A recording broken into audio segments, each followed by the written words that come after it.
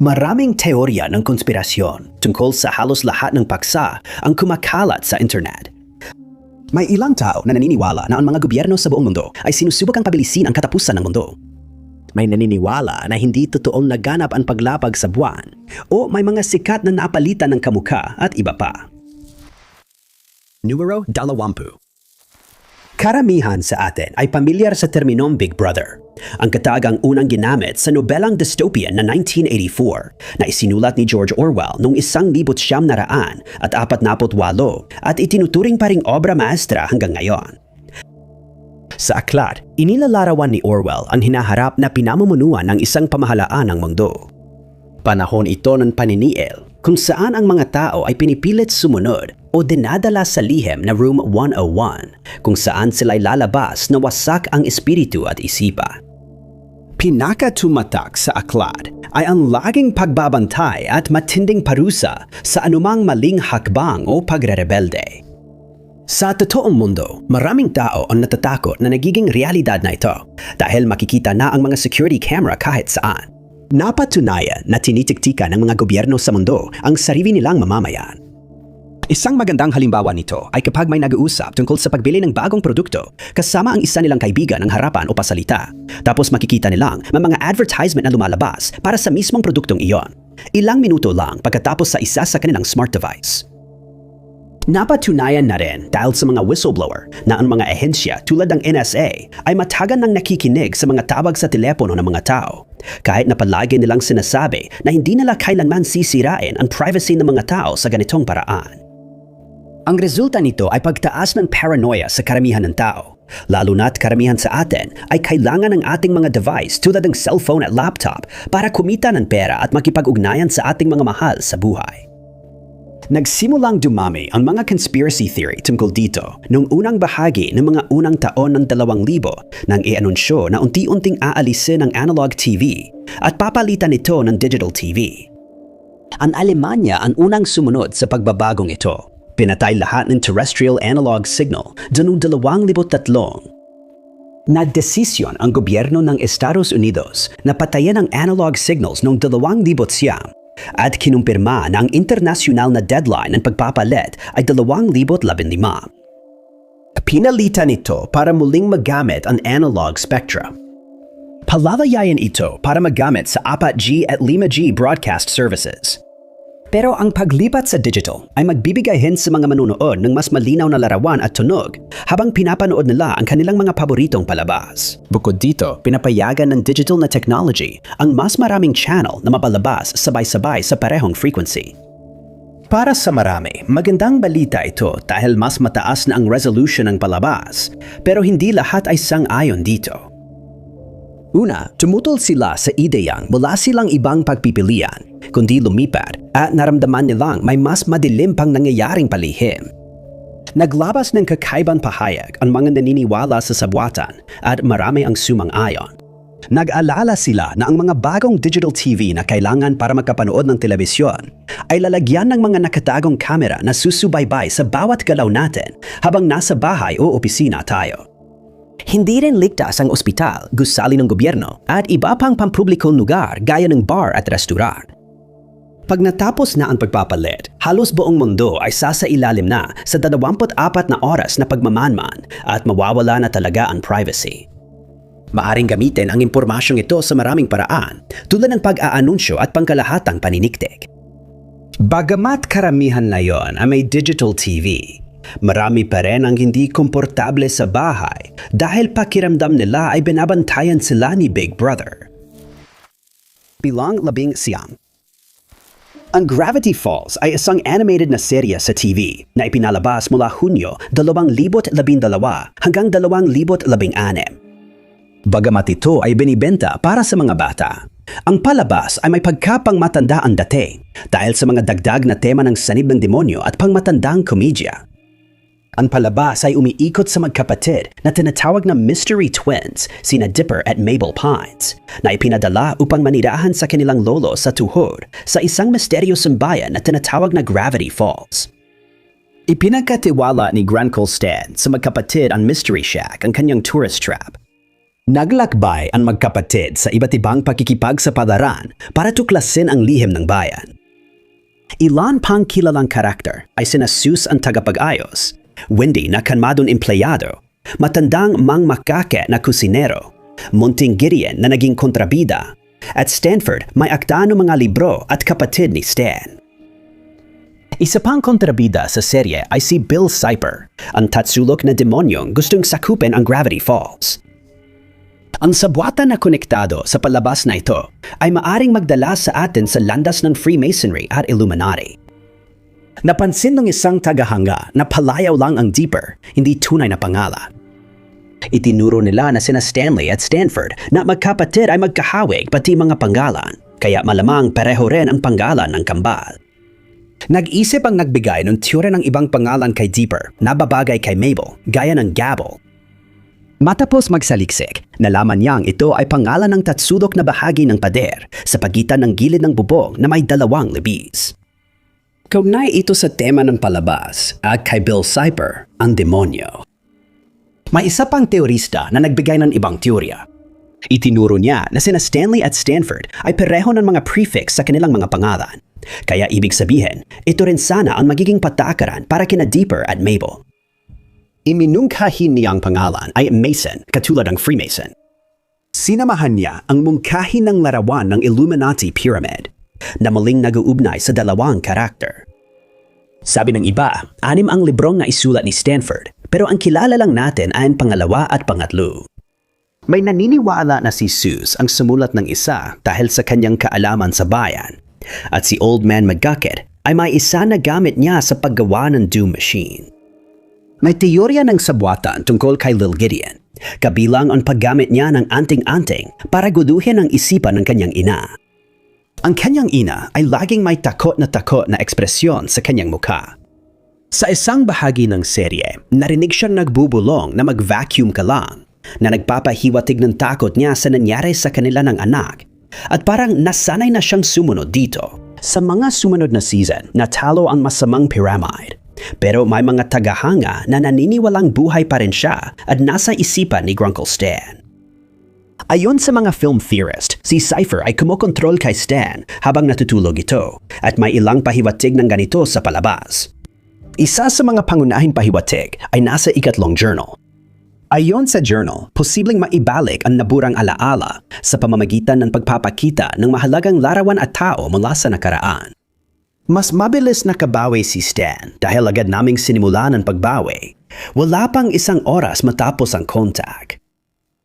Kung talagang nawala ang epekto ng sinag nang maibalik niya ang kanyang mga alaala, maaring ibig sabihin nito na nasa loob pa rin niya ang Cipher. Itinuro ng mga teorista ang lahat ng mga palatandaan na sumusuporta sa teoryang ito, kabilang ang paatras na mensahe mula kay Bill Cipher at ang scavenger hunt para hanapin ang mga totoong estatwa ng Cipher. May ilang kakaibang pagkakatulad sa dalawang karakter sa palabas. May isa pang ebidensyang sumusuporta na may kaugnayan sa isa pang sabwatan. May nagsasabing kayang lumikha ni Stan ng peking, alaala para dayain ang Cipher. Naglalagay siya ng code sa vending machine para mabuksan ang pinto sa lihim niyang kwarto at pinipindot ang 5 button kada beses. Sa episode na Dreamscapes, habang naglalakbay ang grupo sa kanyang alaala, may isang alaala na nagpapakita ng ibang code. Sa isang episode, kailangan tumigil ang lahat ng character sa Cipher na nagliliwanag sa sahig. Siyam ang simbolo, bawat isa konektado sa isang karakter. Ayon sa ilang teorista, hindi lang dahil kay Stan kaya hindi na itaboy si Bill, kundi dahil mali ang kinatatayuan ng mga karakter sa mga simbolo. Tinutukoy nila ang 2 particular na character, sina Dipper at Wendy. Nakatayo si Dipper, suot ang sombrerong may disenyo ng puno ng pino, sa simbolo ng pino, habang si Wendy ay nasa simbolo ng yelo. Mas gusto ng babae ang mga gawain sa labas at mula siya sa pamilyang tagaputol ng kahoy, kaya siya ang nararapat sa puno ng pino. Pinatutunayan din ito ng pagpapalitan nila ng sombrero sa dulo ng palabas. Si Dipper ay sumisimbolo ng yelo dahil lagi siyang may dalang yelo at mahalaga sa kanya ang pagiging cool. Bilang 18. Matagal nang humahanga ang mga tao sa gabi at pinag-aaralan ng mga eskular ang mga bitui. Simula noon, marami na tayong natutunan tungkol sa solar system at sa mga milyong light years na layo. Ang mga planeta na Mercurio, Venus, Mars, Jupiter at Saturno ay kilala na natin mula pa noong sinaunang panahon at ito ay dahil nakikita sila sa kalanitan tuwing gabi gamit lamang ang ating mga mata. Pero mas mahirap makita ang ibang planeta. Noong 1781, nagawa ang unang pagtuklas ng planeta gamit ang teleskopyo ng matukoy ni William Herschel ang Uranus. At noong 1848 natuklasan ni Johann Galle ang Neptune, matapos ng pag-aralan ang mga gawa na Urbain Le Verrier at John Couch Adams. Ang Pluto na nadiskubre ni Clyde Tombaugh noong 1930 ay hindi na itinuturing na planeta kundi isang dwarf planet. Mula noon, pinag-aralan natin ang abot ng ating makakaya tungkol sa kalawakan. Ngunit may ilang mga naniniwala sa mga teorya ng sabwatan, kabilang na ang isang kilalang astronomo na naniniwala na nagkamali tayo tungkol sa isang partikular at mahalagang aspeto ng sarili nating galaksya. Ang astronomong si Paul Cox ay nagbigay ng ilang kontrobersyal na pahayag tungkol sa ating araw. At naniniwala siya na ang National Aeronautics and Space Administration o NASA ang nasa likod ng lahat ng ito. Bagamat ipinansin ng marami ang kanyang kakaibang pahayag, may ilan pa ring naniwala dahil sa kanyang kredibilidad bilang iginagalang na astronomo. Noong Hunyo 2016, naglabas si Cox ng kontrobersyal na pahayag habang nag-ho-host ng 8 oras na live show tungkol sa pagdaan ng Mercury sa harap ng araw. Ipinakita ang palabas sa SLU website, ngunit nagkaroon ito ng hindi inaasahang takbo.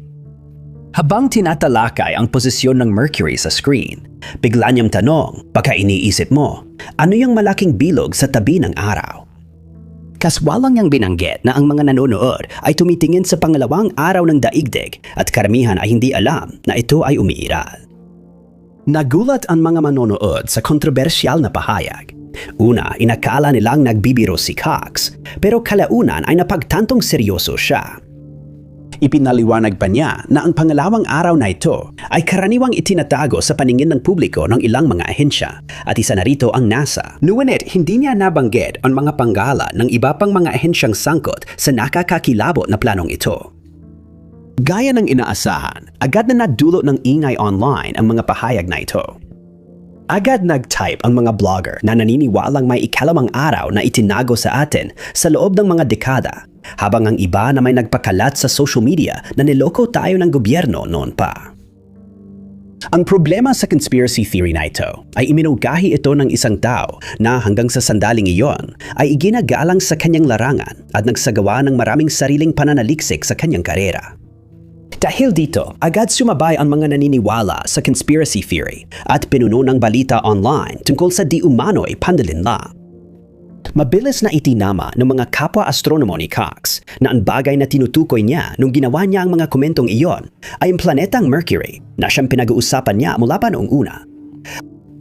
Tinanggihan ng ilang astronomo at eksperto ang kanyang pahayag at sinigurado nilang iisa lang ang araw at walang tinatagong ganong bagay sa kalangitan. Bilang 17. Ang The Powerpuff Girls ay sikat na animated show para sa mga bata tungkol sa 3 batang superpowered na babae. Sila ang tagapagtanggol ng Townsville. Binububuo sila ng leader na si Blossom, pulang buhok, si Bubbles, mabait na blondang bata, at si Buttercup, mainitin ang ulo. Ayon sa kwento, sinusubukan ni Professor Utonium gumawa ng perpektong batang babae sa kanyang laboratorio nang aksidenteng mahalo ang Chemical X. Ang resulta ay isang grupo ng 3 superhero. Ngunit hindi nakaligtas ang palabas sa mga teoryang gawa-gawa ng mga tagahanga, kaya ipinanganak ang Brenda Theory. Ayon sa Brenda Theory, ang Powerpuff Girls ay bahagi lang ng isang host. Hindi kilala ng mga manonood ang host, pero tinawag siya ng mga nagtataguyod ng teorya na si Brenda. Ang batang babae ang nagkaroon ng dissociative identity disorder dahil naniniwala siyang binubuli siya ng kuya niya. Ang kapatid na lalaki ay gumana bilang Mojo Jojo, pangunahing kontrabida sa serye. Sinuri ng mga teorista ang kinakatawan ng bawat babae. Si Blossom ang nais gayahin ni Brenda. Nais niya ng pagiging mature at mahinaon. Si Bubbles ang malambot at masayahin. Kinakatawan niya ang pagiging inosente at sunod-sunura na ipinakita ng host sa totoong buhay. Minsan, lumalabas din ang mas agresibong bahagi ni Bubbles, kaya ipinapakita siyang palaban.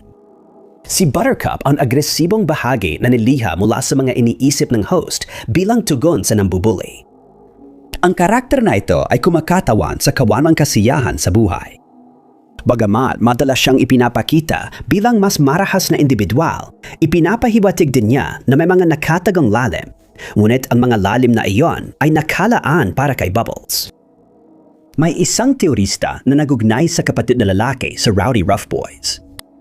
Ang tanging impormasyong ibinibigay tungkol sa kapatid na lalaki ay siya ang sinisisi sa mga problemang mental at kinakatawan bilang pangunahing kontrabida sa mga guni-guni. Ang kontrabida ang lumikha ng Rowdy Rough Boys, kaya si Mojo Jojo ang kanilang ama, na ayon sa Brenda Theory, sumisimbolo sa komplikadong personalidad ng kapatid na lalaki. Ayon sa sabwata ng taong ito, naging sanhi ng parehong problemang psikolohikal ang selos at stress mula sa labanan, kaya natagpuan ang kapatid sa imahinasyong mundo. Lalo siyang nagalit at gumawa ng mga lalaki para labanan ang mga babae at pahirapan siya sa di totoong lugar. Ang mga Rowdy Rough Boys ay binubuo na Brick, ang kumpiyansa at independenseng lalaki. Si Butch naman ay kumakatawan sa kung paano naging ang kapatid na lalaki nang simulan niyang ibully ang kanyang kapatid. Si Boomer ay simbolo ng panahong hindi pa niya kinamumuhian ang kapatid niyang babae. Inosente at mabait pa siya noon. Iba pang mga tiyura ng sabwata na may kaugnayan sa sering ito ay na si Hem, ang satanikong nilalang, ay kayang mag-regenerate anumang oras na gusto niya na siyang nagpapaliwanag kung bakit palagi siyang bumabalik. May teorya ang isang Reddit user na si Hem ay may kakayahan sa muling pagbubuo at hindi talaga matatalo kundi nauubusan lang ng astral na enerhiya. Ang bawat pagpatay kay Hem na nakikita ng mga manonood ay mga proyeksyon lang ng enerhiya. Sabi ng isa pang Redditor, ginamit ng professor ang sariling DNA sa paggawa ng mga babae dahil hindi siya pwedeng magkaanak. Ginamit niya lahat ng sangkap at posibleng ilan sa kanyang likido mula sa kanyang katawan para lumikha ng buhay sa ibang paraan. Ayon sa isa pang teorya, pinili ng professor na lumikha ng babae imbes na lalaki dahil sa moral na dahilan. Sabi sa kantang pambata, ang mga babae ay gawa sa asukal, pampalasa at magagandang bagay. Tumutukoy ito sa simpleng sangkap na di nakakasama, habang ang batang lalaki ay gawa sa ahas, suso at puntot ng tuta na mas malupit. Pinili niya ang alternatibong paraan para hindi makasakit ng iba. Bilang 16. Noong 1920 si minungkahi ng Partido Nasyonalista ng China ang pagtatayo ng malaking dam sa ilog Yangtze.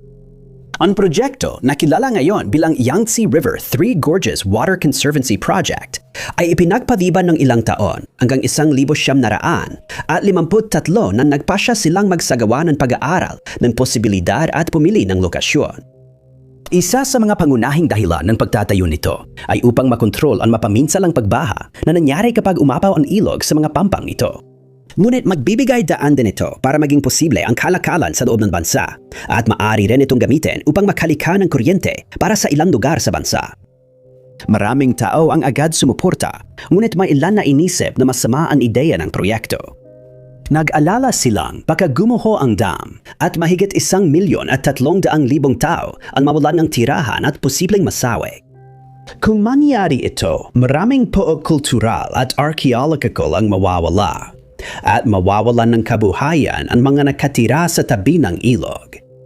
May teorya ring ang pagpigil ng 42 bilyong tonelada ng tubig ay maaring makasama sa planeta. Ayon sa mga tumututol, ang tubig ay magdudulot ng di-natural na paggalaw ng mundo na magre-resulta sa mga sakuna tulad ng lindol at pagguho ng lupa na magdudulot ng pagkasawi at pagkawala ng tirahan ng marami. Imbes nito, iminungkahi na gumawa na lang ng serye ng dam. Mas maliit, madaling pamahalaan at kaunting tubig ang kailangan kumpara sa mungkahing proyekto. Kaya rin nilang gumawa ng kasing daming kuryente at kontrolin ang baha tulad ng malaking dam. Ngunit binaliwala ang kanilang mga alalahanin. Dahil sa kanilang pangamba na antala ng 40 taon ang pagtatayo ng dam na nagsimula lang noon 1994. Kahit noon, may mga problema pa rin ang proyekto. Nang maubos ang pondo, humingi ng pautang ang pamahalaang Tsino sa World Bank. Pero tinanggihan dahil sa pang-ambang magdudulot ng suliraning pangkalikasan ng dam. Natapos ang unang yugto ng konstruksyon noong 1997 at noong 2003 nagsimulang mapuno ang reservoir.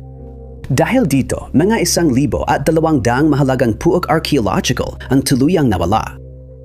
Natapos ang pangunahing pader ng dam noong 2,610 taon matapos nito. Matagumpay na natapos ang proyekto. Noong 2024, kumalat ang isang viral na balita na nagsasabing ang tubig sa Three Gorges Dam ang naging dahilan ng pagbagal ng pag-ikot ng mundo. Sinuri ang balitang ito at napatunay ang totoo, ngunit natuklasan na halos wala namang epekto ang pagbabago sa pag-ikot ng mundo dahil bumagal lang ito ng mga 0.06 na mikrosegundo. Nagbigay ito ng ginhawa sa milyon-milyong tao sa mundo. Pero gaya ng madalas mangyari, maraming conspiracy theorists ang tumangging tanggapin ang datos na ito at nagsimulang maglabas ng mga kakaibang pahayag tungkol sa kung ano talaga ang nangyayari ayon sa kanilang paniniwala. Sinabi nila na ang sobrang tubig ay nagsimulang makaapekto sa mga pattern ng panahon ng mundo dahil nagdulot ito ng hindi balanseng pag-ikot ng planeta. Naniniwala rin sila na ito ang naging sanhi ng ilan sa mga pinakabagong lindol at natural na kalamidad. Wala silang ebidensyang magpapatunay sa teorya nito. Itinuro ng NASA na ang pag-ikot ng mundo ay pabago-bago naman talaga at ang anumang pangamba na negatibong naapektuhan ng ating planeta ng Three Gorges Dam ay dapat ituring na isang kakaibang teorya lamang at wala ng iba pa. Numero 15. Ang SpongeBob SquarePants ay tungkol sa buhay ng isang kakaibang dilaw na espangha na nakatira sa Bikini Bottom kasama ang alaga niyang si Gary. Ang Bikini Bottom ay nasa ilalim ng karagatang Pasipiko. Ang espongha ay nagtatrabaho bilang taga-prito sa isang restaurant na tinatawag na Krusty Krab na pinapatakbo ni Ginoong Krabs. Si SpongeBob at ang kanyang matalik na kaibigan, ang starfish na si Patrick, ay magkasamang naglalakbay sa mga pakikipagsapalaran at nagdudulot ng kalokohan. Iba pang mga kilalang karakter ay sina Squidward, ang masungit na puset na katrabaho ng taga-prito at kapitbahay din niya. Si Pearl, ang Tina Dyer na sperm whale, ay anak ni Ginoong Krabs. Si Sandy Cheeks, ang squirrel na nakatira sa ilalim ng dagat, ay kilalang karakter din. Maraming konspirasyong teorya tungkol sa masayahing cartoon na ito na lumitaw sa paglipas ng taon. Karamihan ng konspirasyon ay tungkol kay Ginoong Krabs. Alam na ng marami ang teoryang karne ng alimango ang lihim sa Krabby Patties, kaya lumitaw pa ang iba pang konspirasyon tungkol sa alimango at patties. Ipinaliwanag ni Reddit user Walla Rhubarb na kapag namatay ang balyena, nagiging pagkain o enerhiya ito ng buong ekosistema. Tinatawag itong whale fall na sagana sa sustansya, kaya kayang suportahan ang isang ekosistema ng matagal. Nagtaka ang Redditor kung bakit may anak na balyena si Krabs, ngunit hindi binanggit sa palabas ang ina ni Pearl, o paano siya naging tagapag-alaga nito. Ayon sa mga teorista, aksidenteng nakita niya ang bangkay ng ina ni Pearl at nagtayo ng restaurant malapit doon. Natagpuan niya ang anak ng balyena na sanggol pa lamang at inampon niya ito. Ginamit ng may-ari ng restaurant ang bangkay bilang sangkap sa kanyang mga patty, ngunit syempre mauubos din ang supply na ito kalaunan. At paano niya mapapatakbo pa ang kanyang negosyo kung mangyayari iyon? Ayon sa sabwatan, hinihintay ni Krabs lumaki si Pearl para ipadala sa kolehiyo.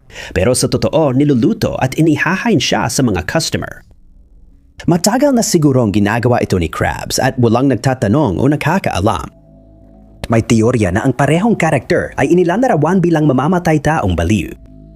Sa episode ng Nasty Patty, ipinakita na marunong magtago ng bangkay ang karakter. Dumating ang health inspector sa restaurant, pero inakala ng may-ari na manluloko siya na gustong makalibre ng pagkain. Inutusan ni Ginoong Krabs si SpongeBob na gumawa ng kontaminadong Krabby Patty at pagkakain ng inspector bigla siyang gumagsak. Imbes na humingi ng tulong, pinili ng sakim na si Krabs na itapon ang katawan. Sa episode na Out of the Picture, sinubukan ni Krabs tapusin si Squidward matapos maisip na magiging mahalaga ang art ni Squidward kapag wala na siya. Una, pinapadala lang niya ang empleyado sa delikadong misyon, pero nang mabigo, tinangka niyang pukpukin sa ulo si Squidward gamit ang lasso.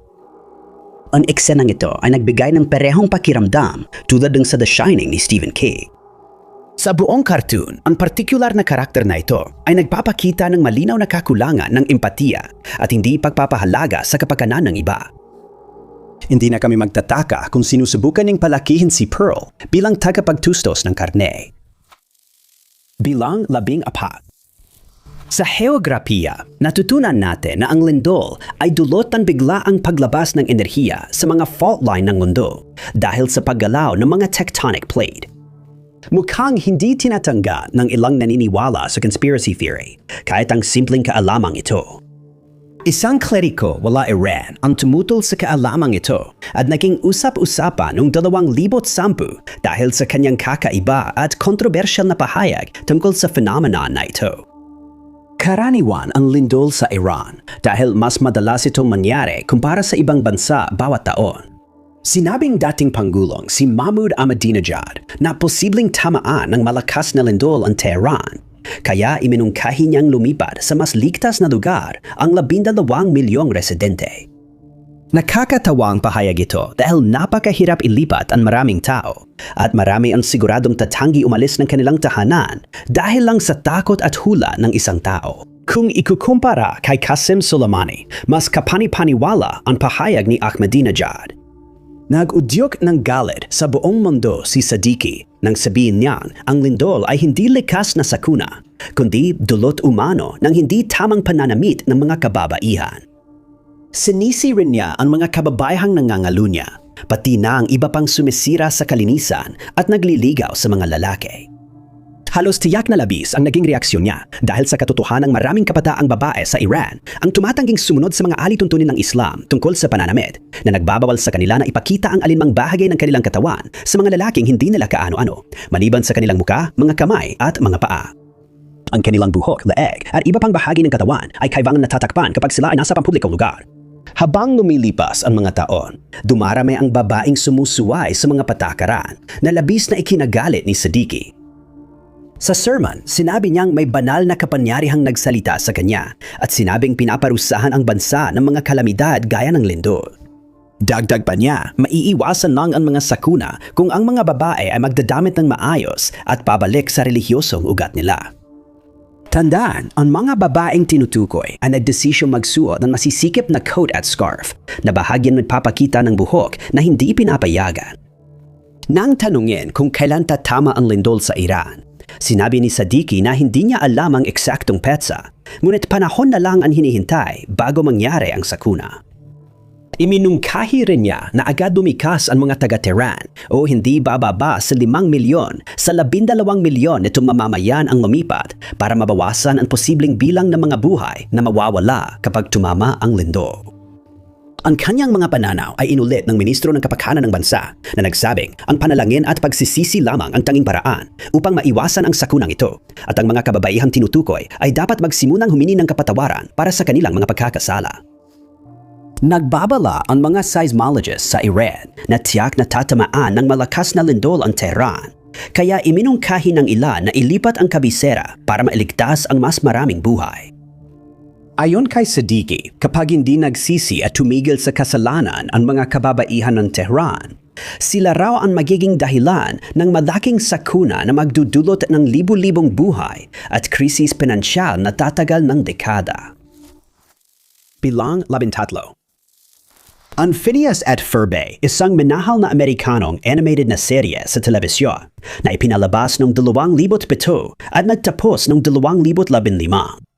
Tinututukan ng palabas ang pamilya Flynn, sina Linda Flynn Fletcher, Phineas Flynn, Ferb Fletcher at ang ate nilang si Candace Flynn. Siya ay kasal kay Lawrence Fletcher. Ang dalawang magkapatid ay palaging sumasabak sa pinakamatitingding pakikipagsapalaran na nasasaksihan ni Candace ngunit hindi niya mapaniwala ang kanilang mga magulang. May alagang hayop ang pamilya, si Perry ang platypus, na lihim palang espiya at kaaway ni Dr. Heinz Doofenshmirtz. May dalawang madilim na teoryang konspirasyon tungkol kay Candace. May Reddit user na nagsabing alam ng lahat ang pakikipagsapalaran ng mga bata maliban kay Candace. Ipinaliwanag niya na alam ng kanilang ina ang ginagawa ng mga anak ng lalaki, pero hindi niya ito kinukumpirma kay Candace dahil mapuputol ang mga sinusulat niyan na kabatay kay Candace. Ayon sa teorista, maaaring aktibo si Linda sa pakikipagsapalaran o baka nakikita niya ang mga ito bilang maliliit na bagay na kayang gawin ng dalawang bata. Napapansin ding madalas sumasali ang buong bayan sa mga kalokohan, gaya ng episode ng Araw ng Mga Ama o Swinter. Sa buong serye, may ilang banayad na pahiwatig na isinusulat ng ina ang mga kalokohan ng kanyang anak na babae at maaring ginagamit ito bilang katatawanan para sa librong sinusulat niya na tungkol sa mga kabataan. May teorya na sina Phineas at Ferb ay imahinasyon lang ni Candace ayon sa pangalawang madilim na teorya tungkol sa dalagitang may kahel na buhok. May Reddit user na nagsabing pumanaw na si Phineas at ito ra ang paraan niya ng pagharap. May kapansanan si Ferb na nagpapahirap sa kanya magsalita o gumalaw. Kaya gumagawa ang kapatid niyang babae ng mga senaryong kung saan naglalaro ang magkapatid at gumagawa ng mga kamanghamanghang bagay. Ito marahil ang dahilan kung bakit hindi nakikita ni Linda ang mga nangyayari. Lahat ng ito ay nangyayari lamang sa isang imahinasyong mundo. Si Dr. Doofenshmirtz ay psychologist na bumibisita sa kanya ng 2 beses sa isang linggo para subukang bumalik sa normal. Pinalakas pa ito ng huling episode ng serye ng pumasok sa kolehiyo ang magkapatid na lalaki na maaring tanda ng pagtanggap ng kanilang ate. May isa pang madilim na teorya tungkol sa tunay na ama ni Phineas. Tinatawag itong teorya ng tunay na ama na naisip na ng maraming tagahanga habang pinapanooran palabas. May kasaysayan sina Linda at Doofenshmirtz. Hindi magkamukha sina Phineas at Lawrence, pero pareho silang may triangulong mukha at kontrabida hairstyle. Posibleng kaya napakatalino ni Phineas ay dahil siyentipiko si Doofenshmirtz. Tungkulin ni Perry na pigilan ang pagkikita ng dalawa dahil baka magdulot ito ng gulo, lalo na't bata at madaling maimpluwensyahan si Phineas. Ang susunod na teoryang konspirasyon ay may kinalaman sa kung paano pinopondohan ng mga bata ang kanilang mga kamangha-manghang proyekto. Milyon-milyong piso ang halaga ng roller coaster, rocket at time machine. Isang suhestiyon ang nagsasabi na marahil ang OWCA, ang kumpanyang pinagtatrabahuhan ni Perry, ang siyang nagpupundo sa kanilang mga operasyon. Kung mainip sila, baka mas tutukan nila ang alaga nila. Kapag nangyari yon, hindi makakatakas si Perry para bantayan ang pinakamalupit niyang kaaway. Bilang 12. On Project Bluebeam, hindi dapat ipagkamali sa Project Blue Book na tumatalakay sa UFO. Ay may kinalaman din sa mga dayuhan. Ayon sa mga naniniwala sa conspiracy theory, kasama rin daw dito ang relihiyon at masamang plano ng mga gobyerno sa mundo. Umiikot na ang teoryang ito mula dekada 90 nang ipakilala ito ng Canadian journalist na si Sergey Monast. Hindi niya ibinunyag ang mga pinagkunan, pero sinabi niyang pinangungunahan ng NASA ang operasyon para magtatag ng relihiyong New Age gamit ang holographic na imahe at pagmamanipula sa isipan ng publiko. Sinabi niya na ang proyekto ay may 4 na yugto. Una, magkakaroon ng mga lindol sa iba't ibang parte ng mundo, ngunit hindi ito karaniwan. Ito ay lilikhain ng parehong gobyerno na may tiyak na layunin.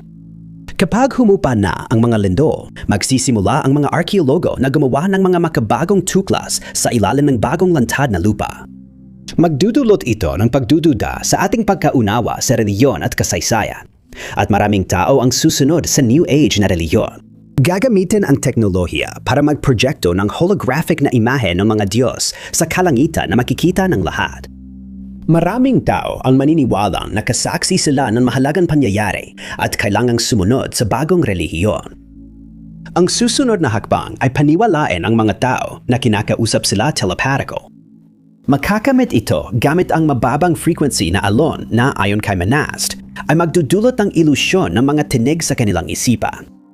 Sa huli, ang ika-4 na yugto ay kinasasangkutan ng paglitaw ng isang figurang kahawig ni Jesus, isang tagapagligtas na biglang nalitaw sa mundo at hihikayatin ang buong mundo na lumipat sa iisang pamahalaan at iisang relihiyon. Sa ngayon, marami ang naniniwala may holographic na teknolohiya na ang militar ng US na pwedeng gamitin para manloko ng kahit sino. May nagsabi pa na ang langit ay parang malaking screen at ang nakikita natin ay ilusyon lang.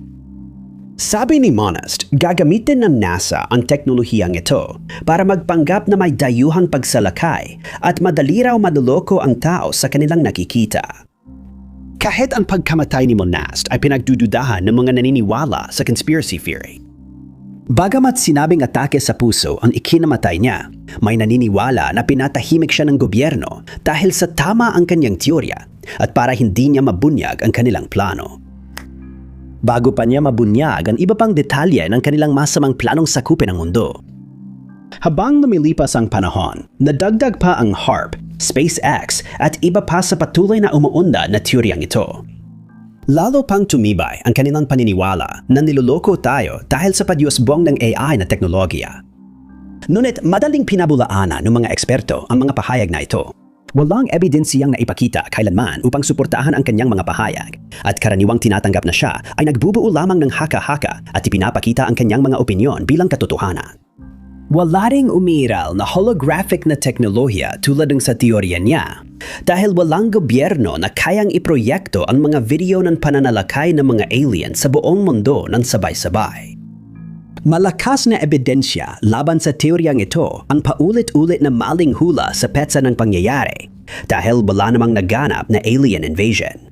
Walang nabagong kaayusan sa mundo at malaya pa rin tayong pumili ng relihiyon sa karamihan ng bansa. Bilang 11. Tanyag na serye sa telebisyon noong dekada 80 ang mga Smurf. Sinusundan ng palabas ang maliliit na asun na karakter sa baryong gawa sa Cavite. Pinamumunuan sila ni Papa Smurf. Kasama rin sa kanilang lipunan sina Smurf Ed, Hefty Smurf, Brainy Smurf, Clumsy Smurf, Grouchy Smurf at iba pa. Kasama rin sa ibang mga karakter ang kontrabida na si Gargamel at ang kanyang kasama na pusa si Azrael. Maraming teorya tungkol sa maliliit na asul na nilavang na nagsisimula sa 7 kasalanan. Sabi ng mga teorista, malinaw na representasyon ang mga panggalan ng karakter. Nagsisimula ito sa nag-iisang babaeng Smurf, si Smurfette, na maaring kumatawan sa pita. Talagang nilikha ni Gargamel siya para sirain ang mga Smurf gamit ang kasalanang ito. Siyempre, hindi ito talaga nangyayari sa cartoon. Sumunod si Baker Smurf na sumisimbolo sa katakawan at nauugnay sa labis na pagkain at inumin. Palagi siyang nagbebake at kumakain at madalas ginugugol ang oras sa paghahabol kay Greedy Smurf na sumisimbolo sa kasakiman. Palaging nagnanakaw ang karakter na ito lalo na kay Baker Smurf. Si Lazy Smurf ay isa pang kilalang karakter na sumisimbolo ng katamaran. Wala siyang ginagawa at nakahiga lang siya buong araw. Hindi siya kumikilos o nagpapakita ng pakialam sa paligid. Binanggit din ng mga teorista si Grouchy Smurf na sumasagisag sa galit. Palagi siyang galit at hindi mo siya makikitang masaya. Iniinsulto niya ang iba at madalas magwala. Si umiibig na Smurf ay sumisimbolo sa inggit dahil nakatuon siya sa pagsubok mapasagot si Smurfette. Pero naiinggit din siya sa kanya. Inilalarawan ni Vanity Smurf ang kayabangan dahil palagi siyang tumitingin sa salamin at nahuhumaling sa sarili. Si Papa Smurf, ang pinuno, ay iniuugnay kay Satanas ng isang conspiracy theorist dahil sa pulang suot at pentacle sa kanyang upuan. Ayon sa teorya, si Gargamel ay isang paring Franciscan at ang kanyang bahay ay isang wasak na simbahan. Si Azrael, ang pusang may pangalang anghel, ay maaring isang nahulog na anghel. Ang kanyang pangalan ay kahawig ng ibang mga anghel tulad na Gabriel, Uriel at Raphael. Tinuro rin ang sombrerong Phrygian na suot man lahat ng Smurf. Kagaya ito ng ginagawa ng mga Mason noong gitnang panahon at ginamit bilang simbolo para magkakilanlan sila. Ayon sa ibang teorya, komunista ang lipunan ng mga Smurf. Si Battle Axe Warrior, isang gumagamit ng Reddit, ay nagpost sa Random Thoughts, isang subreddit ng ganitong pahayag na nagsasabing, walang uri ng pera ang mga Smurf sa kanilang nayon. Sa isang episode ng cartoon, tumulong sila sa hari at inalok ng ginto bilang gantimpala. Sinabi nilang tinanggihan ng mga Smurf ito dahil hindi nila kailangan sa kanilang nayon. Tinapos ng teorista ang pahayag na technical na komunista lahat ng Smurf. Noong 2008, may umiikot na video sa YouTube na nag-uulat tungkol sa eksaktong teoryang ito. Sinabi rin doon na hindi ito dapat seryosohin, pero tinuro nila ang pagkakatulad ng mga Smurf at ideya na komunistang lipunan. Itinuro nila na ang lipunan ay sapat at pinapatakbo ang sarili nitong komunidad. Hindi nila kailangan ng pera sa kolektibistang kultura nila. Lahat ay nagtatrabaho para sa kabutihan ng komunidad. Napansing din na ang leader ay tila kahawig ni Karl Marx at mahilig sa kulay pula.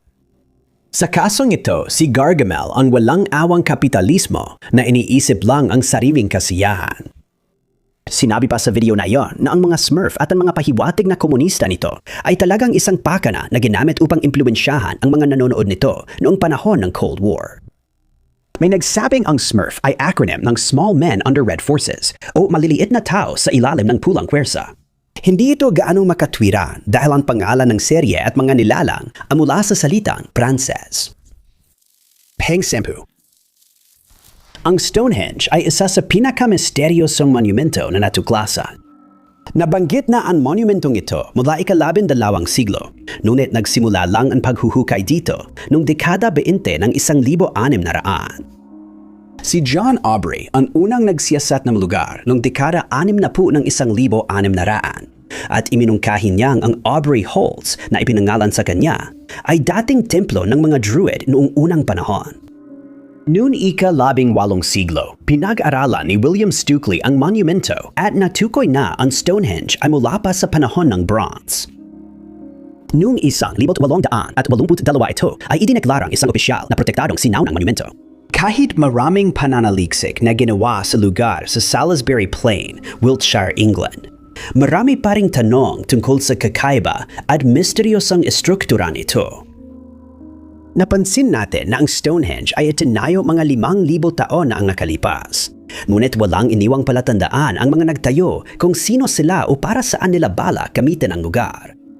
Walang natagpuang tala tungkol sa pagtatayo nito, kaya maraming teorya ang lumitaw tungkol sa layunin nito at kung sino ang nagtayo nito. Isa sa mga unang kakaibang teorya ay nagsasabing nilagay ng higante ang malalaking bato doon. Kadalasan, umasa ang mga sinaunang historiador sa alamat kapag may di nila maipaliwanag at ang higante ang nagiging sagot nila rito. Pero ang kakaibang pahayag na ito ay mas lalo pang naging kakaiba. Ayon sa ilang mga historiador noong panahon na iyon, inutusan daw ang higante na dalhin ang mga bato sa lugar na iyon ni Merlin, ang salamangkero na madalas na inuugnay sa mga alamat ni Haring Arthur. Isa pa, ang pinakakaraniwang teorya ay itinayo ito ng mga nilalang mga sa ibang planeta na bumisita sa daigdig libo-libong taon na ang nakalipas. Sabi ng iba, nagbigay lang sila ng teknolohiya sa mga tao ron para mailipat ang mga bato, ngunit nawala na ito sa pagdaan ng panahon. Sikat din sa mga naniniwalang, may sabwatan ang ideyang itinayo ito ng mga sinaunang Druid. Ayon sa teoryang ito, ginamit ang monumento sa pagsamba sa mga Diyos-Diyosan. Ngunit ang unang Druid ay lumitaw lang 2,000 taon matapos maitayo ang Stonehenge. Dahil dito, tinanggihan na ng mga eksperto ang teoryang iyon. Meron ding teorya na ginamit ito ng mga musikero noong sinaunang panahon. Natuklasan ng mga mananaliksik na kapag tinapik ang ilang bahagi ng Bluestone Monolith, tumutunog ito na parang tumble. Ngunit may limitasyon din ang teoryang ito dahil malabo namang may magdadala ng sobrang bigat at laki ng mga bato ng milya-milya para lang sa magarbong, pero halos di gumaganang drum kit. May naniniwala rin na walang saysay ang Stonehenge at ginawa lang ito ng 2 sinaunang taong yungib na walang magawa. Wala silang ibang ginagawa kundi magparipas ng oras at naisipan lang nilang magpatong-patong ng mga bato. Di pa rin maipaliwanag ng naniniwala sa teoryang ito kung paano ito nagawa. Ayon sa mga eksperto na nag-aral sa lugar, ang pinakamakatotohanang mga teorya ay ginamit ang Stonehenge bilang isang templo, isang libingan, at isang astronomical na kalendaryo. Tinanggap ito bilang makatotohanan ng karamihan sa mga eskolar. At walang duda na marami pang teorya tungkol sa Stonehenge ang lilitaw sa mga darating na taon at dekada. At tiyak na magiging kasing kakaiba ng inaasahan ang mga ito. Bilang siyam. Ang The Magic School Bus ay tungkol sa guro at mga estudyanteng naglalakbay gamit ang mahiwagang school bus, minsan pati sa loob ng katawan ng tao. Si Jinang Priscel ay kakaibang guro sa agam na nagdadala ng mga bata sa kapanapanabik at minsang delikadong field trip sa solar system, loob ng katawan ng tao at iba't ibang lugar. Sabi ng isang conspiracy theory, idinagdag ang guro at ibang karakter bilang Time Lord sa palabas. Sabi ng mga taga-suporta ng teorya, maraming pagkakapareho ang Doctor Who at palabas na pambata na ito.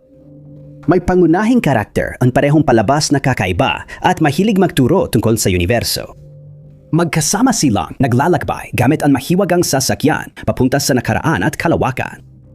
May mga teorista na nagsasabing may pagkakatulad ang dalawang palabas at posibleng Time Lord si Ginang Priscel tulad ng Doktor.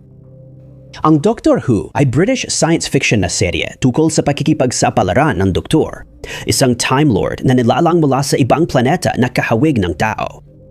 Nakakapunta siya sa iba't ibang panahon at lugar gamit ang TARDIS, isang asul na kahon ng telepono na mas malakas sa loob, parang mga tolda sa Harry Potter. Dahil sa ang guro sa palabas na Magic School Bus ay kasing kakaiba rin, may sasakyan na kayang maglakbay sa kalawakan at panahon. At may iba pang pagkakatulad, iminungkahi ng mga teorista na maaaring isa rin siyang Time Lord tulad ng Doktor. Ayon sa teoryang ito, ang guro ay nakaligtas sa digmaan ng panahon. Tumakas siya mula sa planeta gamit ang kanyang nakatagong TARDIS. At habang sinusubukan niyang makibagay sa kultura ng daigdig, nagtrabaho siya bilang guro sa isang paaralan. Ikinumpara ni Furious ang dalawang karakter, pinanggit na pareho silang kakaiba ang pananamit. Pareho silang kakaiba at walang nakakaalam ng totoong edad ni Miss Frizzle dahil iniiwasan niya ang tanong. Maaring mampas siya sa siyam na rangtaong gulat. Ipinapakita rin may mga kasama siyang naglalakbay sa kalawakan at panahon gamit ang nakabadat kayong mahiwagang school bus na may sariling personalidad tulad ng TARDIS ni Dr. Who. Kahit sinasabi ni Doktor na siya ang hudi sa kanyang lahi, napatunayan na hindi ito totoo sa buong serye. Dahil dito, maaring nakatakas din ang guro sa digmaan at lumipat sa ibang planeta. Ayon sa teoryang ito, may nagsasabing matagal nang umiiral si Priscel sa universo ng Doctor Who. Akala nila maari siyang isang hindi kilalang karakter, gaya ni Iris na nakilala ang Doktor sa kanyang ikawalong reinkarnasyon. Inangkin niyang isa siyang time lady mula sa parehong planeta, pero natuklasan kalaunan na kabilang pala siya sa mga clockworks na may dalawang puso. Ang pagkakapareho nila ni Frizzle ay pareho silang tumakas mula sa kanilang planetang pinagmulan gamit ang isang TARDIS na hugis double-decker bus. May isa pang teorya na inilalarawan ang guro sa agam bilang ibang karakter na may kulot na buhok rin, gaya ni River Song. Bukod sa buhok, may isa pang ugnayan sa kanila. Sa isang episode ng Magic School Bus, pumasok sila sa katawan ni Frizzle at nakita ang puso niya. Iisa lang ang puso niya kaya hindi siya clockwork. Si River may iisang puso at kilala sa kakayahang magbago ng anyo. Baka ang pagiging guro niya ay isa lang sa marami niyang pagsubok. Numero 8. Ayon sa alamat ng mga Romano, ang lungsod ay tinatag noong ika-21 ng Abril, 753 BC, at ang unang hari nito ay si Romulus. May ilang arkeolohikal na ebidensya na natagpuan na may mga nanirahan na sa lugar na iyon noong ika-10 siglo BC, at nagsimula silang maglatag ng pundasyon para sa magiging kabisera ng Italya. Ngunit ayon sa isang tagapagpalaganap ng teoryang konspirasyon, hindi raw talaga umiral ang lungsod, na ikinagalit ng mga arkeologo sa buong mundo na matagal nang nag-aral at may mga natuklasan tungkol dito. Unang lumabas ang post sa profile ng isang TikToker na nagsabing ang lungsod ay hindi talaga umiral at ginawa lang ng simbahang Katolika bilang panlilinlang ng mga taong 1500 para paniwalain ang lahat sa pag-iral ng Roma. Si Donna Dickens ang tinutukoy na tagapagpalaganap ng teoryang konspirasyon. Una siyang nag-post tungkol dito noong 2021 Pagkatapos ay bihira na niya itong pag-usapan. Pagkalipas ng halos 1 taon, muli siyang binatikos ng mga eksperto at iskolar dahil sa bago niyang mga post tungkol sa kanyang pahayag. Ilang sandali matapos ma-upload, umabot sa 75,000 views ang video at ibinahagi ng maraming tagasunod ni Donna, kaya nakita ito ng libu-libong iba pa sa iba't ibang plataforma. Ayon sa kanyang post, wala pang natutuklasang mahalagang artifact na may cultural na halaga mula sa Roma. Walang natuklasang mahalagang dokumento o tunay na Romano monumento kaugnay ng lungsod. Dagdag niya, ang lungsod ay kathang-isip na anyo ng kulturang Europeo na pinalaganap ng simbahang Katolika. Sabi pa niya, ang kulturang Romano na tinuro sa paaralan ay hiniram lang mula sa Gresya, Asya, Turkey at Ehipto. Para sa kanya, hindi sapat na patunay ng pag-iral ng Roma ang mga bantog na estrukturang tulad ng Colosseum at Parthenon. Dahil di pwedeng i-carbon date ang mga batong ginamit dito, hindi alam ng mga eksperto kung gaano na ito katanda. Maaring sabihin ng iba na nakalimutan niya ang maraming sinaunang dokumento ng Roma na natuklasan sa mga taon, pero may sagot siya roon. Naniniwala si Donna na dahil walang natagpuang orihinal na mga dokumentong ito, ang mga natuklasan ay pineke ng mga moni na inutusan muli ng simbahan na gawin yon. Sa kabutihang palad, hindi mahirap pabulaanan ang mga mahihinang pananaliksik na pahayag ni Donna. May mga sinaunang orihinal na manuskrito na tagpuan sa Roma, karamihan nakasulat sa Latin at gawa ng kilalang mamamayan noon. Nang lumabas ang mga pahayag, marami ang nagtanong tungkol sa background ni Donna at kung anong kaalaman niya para gumawa ng ganong konklusyon. Dating entertainment journalist siya na nag-aral ng antropolohiya at kasaysayan, ngunit huminto sa kolehiyo matapos ang 3 taon. Lubos ang itinanggi ng mga eksperto ang kanyang mga pahayag, ngunit marami pa rin ang naniniwala na may katotohanan ang kanyang teorya na hindi naman totoo. Pang Pito, ang Foster's Home for Imaginary Friends ay isang animated na serye na ginawa sa Cartoon Network Studios. Una itong ipinalabas sa Cartoon Network noong 2004 bilang 90 minutong pelikula at naging serye ng kalahating oras na episodes. Tukol ang palabas sa tahanan ni Madam Foster para sa mga imahinaryong kaibigang nilikha ng mga bata. Kapag lumaki na ang mga bata at hindi na nila kailangan ang kanilang mga imahinaryong kaibigan, dinadala ang mga ito sa foster home matapos silang iwan. Mayroong 1,300 at 40 na imahinaryong kaibigan na nakatira doon. Ngunit sa pagtatapos ng kwento, sinabi ni Madam na may 2,038 na kaibigan na nakatira doon. Kasama sa mga kaibigan niya ang imahinaryong kaibigan na hindi niya iniwan. Isa sa pangunahing tauhan si Francis Foster o Frankie. Si Mac, bunsong kapatid ni Terrence, ay pangunahing bida. Siya ang gumawa kay Blue, isang imahinaryong kaibigan. Iba pang kilalang character ay sina Goo, Cheese, Wilt at Duchess. Tukol kina Frankie at Madam Foster ang sabwata na ito. Mahalagang tanong sa sabwata na ito, totoo ba si Frankie o imahinasyon lang? Noong 2014, iminungkahi ng mga teorista na si Frankie ay mas batang bersyon ni Madam Foster. Itinuro nila ang parehong pananamit. Mukhang kapareho ng suot ng lola niya ang suot ni Frankie. Magkahawig ang itsura nila. Sinasabing gawa-gawa lang ng matandang babae si Frankie para mapanatili ang foster home niya habang wala siya. Nagustuhan niya ang foster home at mga kaibigan, pero alam niyang mabilis siyang tumatanda at baka hindi na niya ito mapanatili ng mas matagal. Ang sumusuportang ebidensya para sa ganitong sabwatan ay ang katotohanan si Frankie ay walang imahinaryong kaibigan at mukhang wala rin siyang masyadong buhay sa labas ng foster home. Iminumungkahi ring mas gusto niyang makipag-date sa mga tao kaysa sa imahinaryong kaibigan o dahil hindi alam ng kadate ang kanyang papel bilang imahinaryong kaibigan. May isa pang alternative ang teorya. Sinagot nito ang tanong kung bakit may lisensya sa pagmamaneho kung imahinaryo siya. Binaaligtad ng teorya, ito ang sitwasyon ni Frankie. Pumanaw na ang lola niya, ngunit hindi niya matanggap kaya lumikha siya ng imahinaryong lola. Ipinapakita ito sa ugali ni Madam Foster. Parang bata at masigla siya kumpara sa karaniwang matatanda. Posibleng kaya na nanatili ang binatilyo sa bahay, ampunan, ay para manatiling buhay sa isip niya ang imahinaryong lola kaysa tanggapin ang kanyang pagpanaw. Numero 6. Si Edgar Allan Poe ay isa sa pinakadakilang manunulat sa lahat ng panahon. Bagamat hindi para sa lahat ang kanyang mga kwento at tula dahil sa madilim na tema, hindi maikakaila na bihasa siya sa sining at ang kanyang mga gawa ay patuloy pag-uusapan sa mga darating na dekada. Ang kanyang pinakatanyag na akda, The Raven, ay nagkukwento tungkol sa isang lalaki na nakarinig ng katok sa kanyang pintuan na labis niyang ikinatakot dahil gabi na noon. Pagbukas niya ng pinto, sinalubong siya ng isang uwak na pagkatapos ay tinormento siya ng isang salitang hindi na muli. Itinuturing din siyang ama ng detective genre dahil ang kanyang kwentong Murders in the Rue Morgue ay nagpakita ng krimen nangyari sa nakakandadong silid na nalutas lamang ng amateur na detective na si C. Auguste Dupin matapos malito ang mga pulis at iba pang sangkot. Ngunit hindi naging madali ang buhay ni Poe. Iniwanang ng kanyang ama ang kanilang pamilya noong 1811 taon matapos siyang ipanganak at pagkatapos ay nagkasakit ng tuberculosis ang kanyang ina na naging sanhi ng kanyang pagkamatay makalipas ang 1 taon.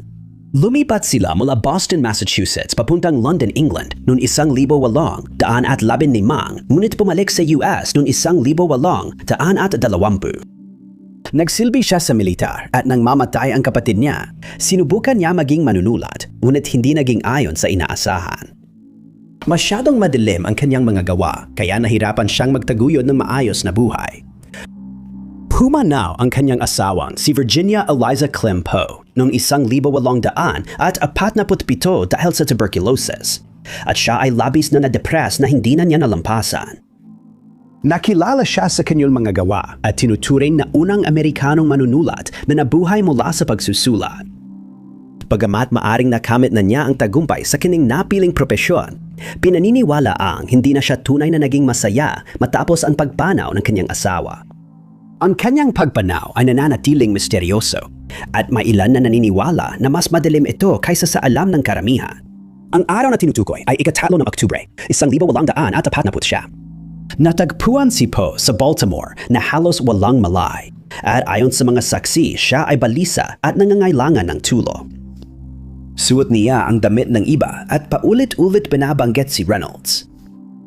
Hindi kailanman nakilala ang taong iyon at nananatiling hindi alam kung sino ang tinutukoy niya o kung ano ang kaugnayan nila sa masaklap na kalagayan kung saan natagpuan si Poe. Dinala siya sa Washington Medical College para gamutin, ngunit sa huli ay namatay rin siya. Hindi naging malinaw ang isip niya para maipaliwanag ang nangyari o dahilan ng pagkawala niya ng ilang araw bago muling magpakita sa mas masamang kalagayan. Diyan na pumapasok ang mga teorya ng sabwata. Nagkatuwan sila sa katotohanang nahanap si Poe sa labas ng presinto ng botohan habang eleksyon. Naniwala sila na planado ang kanyang pagkamatay at naging biktima siya ng kuping kung saan ang isang inosenteng tao ay kinukuha mula sa kalsada at pinipilit bumoto ng paulit-ulit. Ngunit pagkatapos lamang sinang painumin ng isang substansya na nagpapadaling maimpluwensyahan sila. Hindi pa ito napatunayan pero ayon sa ilang teorista, ito raw ang dahilan kung bakit natagpo ang malubha si Poe at hindi siya nabigyan ng wastong medical na tulong na sana'y nakaligtas siya noon.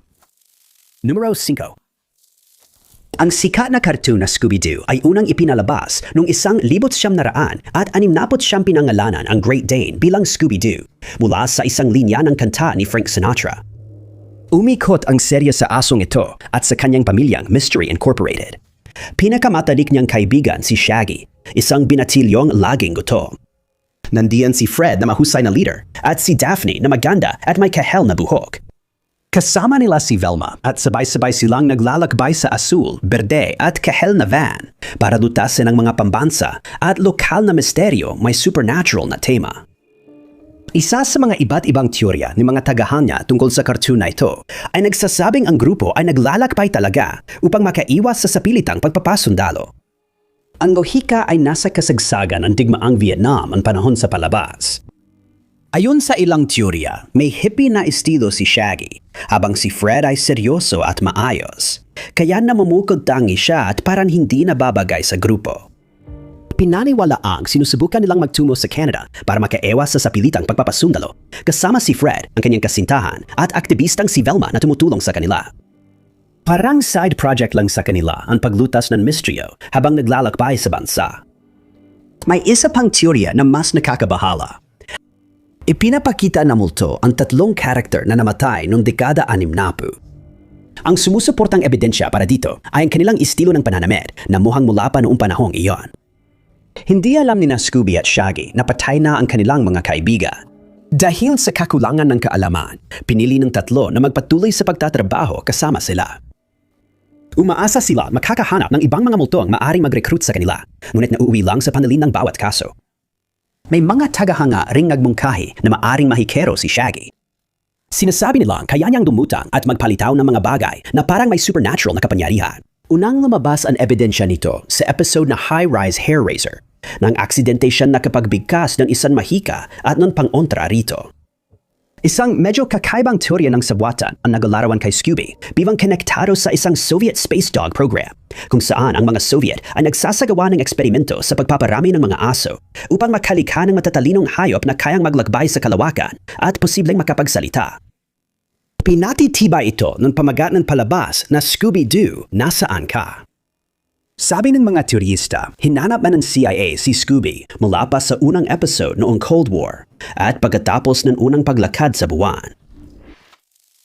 Pang-apat, narinig na nating lahat ang iba't ibang teorya ng sabwatan tungkol sa paranormal, gaya ng paniniwalang may ilang celebrity na demonyo talaga, na ang mga multo ay maaring sumunod-sunod sa isang tao at multuhin sila habang buhay. O kaya naman may mga bahagi ng mundo na mga portal na maaring magdala sa isang tao sa ibang realidad.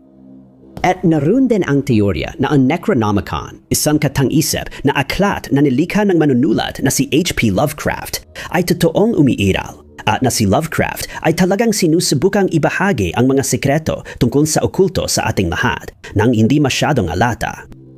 Si Lovecraft na namuhay mula 1,800 at 90 hanggang 1,900 at 37 ay naging kilala dahil sa kanyang mga kakaibang maikling kwento, tula, nobela at sanaysay, na karamihan ay naglalaman ng mga supernatural na elemento at mga nilalang mula sa ibang mundo. Tulad ng Cthulhu na lumitaw sa kanyang kwento na The Call of Cthulhu, na siya ring pamagat ng isang kanta ng heavy metal band na Metallica.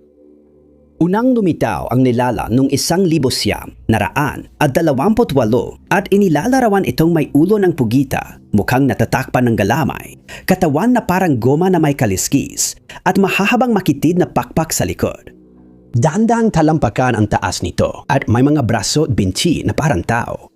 Sa loob ng maraming siglo, natulog si Cthulhu sa lumubog na relay sa karagatang Pasipiko.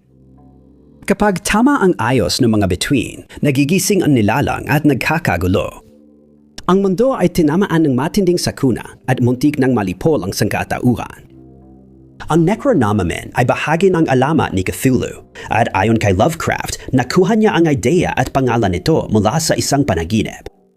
Tinatawag din itong aklat ng mga patay at unang binanggit ni Lovecraft sa kwentong Ang Aso. Sa kanyang sulat tungkol sa kasaysayan ng aklat, sinabi ni Lovecraft na una itong tinawag na Al-Azif, isang salitang Arabe para sa tunog ng ilang insektong parang ungol ng mga demonyo sa gabi. Ang may akta ng aklat ay isang kalahating baliw na Arabe, si Abdul al-Hazred, na sumasamba kina Yog-Sothoth at Cthulhu, mga nilikha ni Lovecraft. Pumanaw siya sa ilalim ng misteryosong mga pangyayari noong taong 738 matapos siyang atakihin ng isang dambuhalang nilalang. Pagkatapos ng kanyang pagkamatay, pinag-aralan ng mga pilosopo ang aklat at noong 950, isinalan ito sa wikang Griego kung kailan ito tinawag na Necronomicon. Hindi kilala ang hitsura ng aklat, pero ayon kay Lovecraft, ito ay balot ng balat at may kandadong metal na kawit. Matatagpuan sa aklat ang koleksyon ng ipinagbabawal na kaalaman, gaya ng mga orasyon, ritual at impormasyon tungkol sa sinauna at nakalimutang nilalang tulad ni Cthulhu. Ngunit hindi basta-basta, kahit sino ay maaring magbukas at magbasa nito. Ayon sa sabi, ang magbabasa ng teksto ay madidiskubre ang nakakatakot na katotohanan sa realidad at mababaliw matapos malaman ito. Bukod dito, ang makakabasa ng aklat ay magkakaroon ng kapangyarihang tawagin ang mga nakakatakot at tambuhalang nilalang na maaring magwasak sa mundo. Pwedeng gamitin ito para magbukas ng portal sa ibang mundo, magsagawa ng bawal na ritual at ibunyag ang katotohanan sa realidad. Na ang lahat ng ating nalalaman at nakikita ay hindi lang nilikha, kundi kontrolado rin ng sinaunang nilalang na umiiral pa rin hanggang ngayon. Ang Necronomicon ay siyempre isang kathang-isip na aklat na nilikha lamang ni Lovecraft sa kanyang isipan. Marami pa ring naniniwala na totoo ang ganitong aklat at hiniintay na lang na gamitin ito ng isang tao na madudulot ng kaguluhan sa mundo. Pangatlo, ang Family Guy ay inilunsad noong 1979 at agad na nakuha ang atensyon ng Fox Broadcasting Company.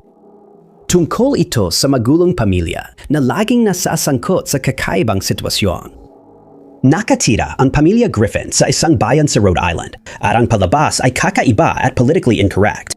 Ang pamilya ay may 6 na miyembro, kabilang ang ama na si Peter Griffin, isang medyo tanga ngunit may mabuting intensyon na Irish-American Katoliko.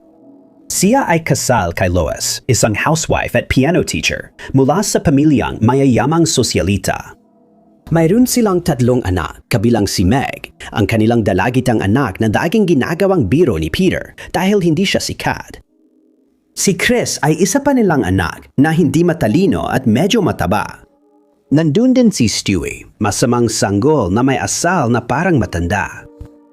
Matatas siyang magsalita at laging kasama si Brian, ang asong nagsasalita.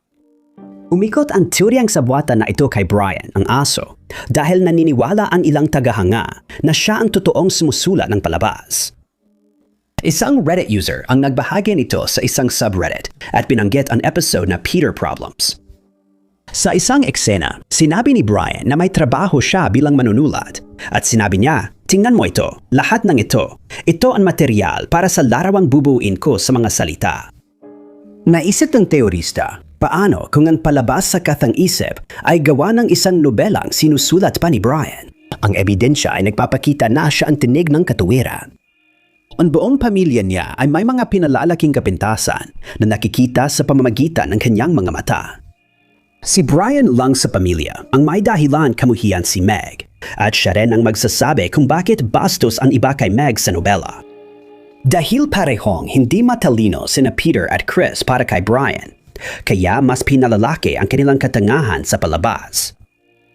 Paliwanag ng teoryang ito kung bakit walang nagtatanong sa asong magsasalita, naglalakad at laging kasama ang magagandang babae sa bayan. May mga pumupuna ng butas sa kwento, gaya ng episode na patay na siya pero tuloy pa rin ang kwento. Maaring may sagot dito, ipinaalam ni Stewie at inilarawan si Vinny bilang sobrang Italiano. Hindi lang ito ang tanging conspiracy theory na konektado sa palabas. May nagsasabing ang palabas ay purgatorio, pinarurusahan ang mga karakter sa kanilang kasalanan, at si Stewie ay masamang henyo sa katawan ng sanggol. Si Lois, isang mayamang tagapagmana, ay naparusahan na makulong sa isang relasyong salat sa pera. Si Brian ay intellectual na natrap sa katawan ng hayop. Si Peter ay matandang parang bata na kapit pa rin sa nakaraan. Sina Chris at Meg ay mga batang dating tinukso at pinahihirapan sa paaralan. Si Quagmire naman ay maaring kumatawan sa isang incubus. May naniniwala na ang serye ay ikinukwento mula sa pananaw ng sanggol na posibleng gustong kitilin ang buhay ng kanyang ina. Nakakapagsalita si Brian dahil pinapakatao ng mga bata ang alaga nila ayon sa teorya nito.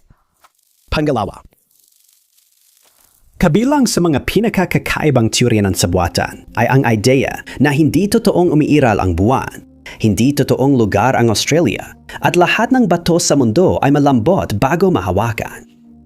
Hindi gaanong pinapansin ng karamihan ang ganitong teorya, pero may isa na sumikat kamakailan dahil sa social media posts na nagsasabing mawawala ang gravity ng mundo sandali sa 2026. Nagsimulang kumalat ang tsismis sa internet noong unang bahagi ng 2026 nang may isang tao na nagmungkahing titigil daw ang ating gravity sa loob ng mga 7 segundo sa ika-12 ng Agosto. At ang pangyayaring ito ay magdudulot ng malalalang epekto para sa ating lahat. Ayon sa mga post, isang lihim na dokumento ng NASA na pinamagatang Project Anchor ang naleak sa media noong Nobyembre ng 2024. Naglalaman ito ng patunay na alam ng ahensya ang tungkol sa pangyayaring ito at na naghahanda sila para sa partikular na petsanyo. Nagpost ang isang Instagram user sa kanilang profile ng video na nagpapakita ng lalaking nakaupo sa kotse. Naglalaman din ito ng teksto na sa Agosto 12, 2026 mawawala ang grabidad ng mundo sa loob ng 7 segundo. Alam ito ng NASA. May inihahanda sila pero di nila sinasabi kung bakit. Ayon din sa teksto, mawawala raw talaga ang grabidad sa loob ng 7.3 segundo. At ang dulot nitong sakuna ay magreresulta sa pagkamatay ng 40 hanggang 60 milyong tao. Sabi nila, anumang hindi nakakabit sa lupa ay lilutang pataas at pagkatapos ng 7 segundo, babagsak muli sa lupa. Naniwala silang maraming tao ang lulutang paitaas at mamamatay dahil sa pagbagsak o malalaking bagay na babagsak sa kanila. Ipinahayag din nila na karamihan sa mga bagay ay aayat ng mga 65 talampakan sa hangin at magdudulot ito ng manawakan takot sa buong mundo. Isa pang gumagamit ang nagsasabing ang Project Anchor ay may budget na humigit kumulang $80 bilyong at matagal na raw itong pinagtatrabahuhan ng NASA sa loob ng ilang taon. May nagsasabing nais ng ahensya na magsagawa ng eksperimento para malaman kung mabubuhay tayo sa mundo ng wadang grabidad sa loob ng 7 segundo. Ayon sa ilan, aabot ng 10 taon ang muling pagbangon matapos bumagsak ang ekonomiya dahil sa anomalya sa grabidad. Kailangan din nating simulan ang muling pagbuo ng ating mga komunidad dahil halos lahat ng infrastruktura sa mundo ay matinding masisira o tuluyang mawawasak. Alam na magkakaroon ng solar eclipse sa ika-12 ng Agosto 2026. Ngunit hindi pa tiyak kung gagamitin ito ng mga naniniwala sa mga sabwatan bilang palatandaan na may mas masama pang mangyayari sa parehong petsa. Ilang eksperto na ang nagsalita at tiniyak sa publiko na mananatiling normal ang grabidad sa araw na yon at wala nang kailangang gawing espesyal na paghahanda dahil ang tiyura ay gawa-gawa lamang at hindi totoo. Numero 1. Noong 2008 ang DreamWorks ay nag-produce ng iconic na action comedy film na Kung Fu Panda. Ang pelikula ay umiikot sa buhay ni Po, isang oso na panda, na kalaunan ay naging isang master ng Kung Fu. Kasama ang Furious 5 na binubuo na Viper, Tigress, Monkey, Crane at Mantis. Samantala, nagpakita ang isang premonition na makakatakas si Tai Lung, ang kontrabidang Snow Leopard, mula sa high security na bilangguan, kaya kailangan pumili ng Dragon Warrior. Makakatanggap ng kapangyarihan ng Dragon Scroll ang karapat-dapat. May mga teorya tungkol sa pelikula, kabilang na ang tungkol kay Tai Lung. Sabi sa teorya, siya talaga ang Dragon Warrior noon pa man.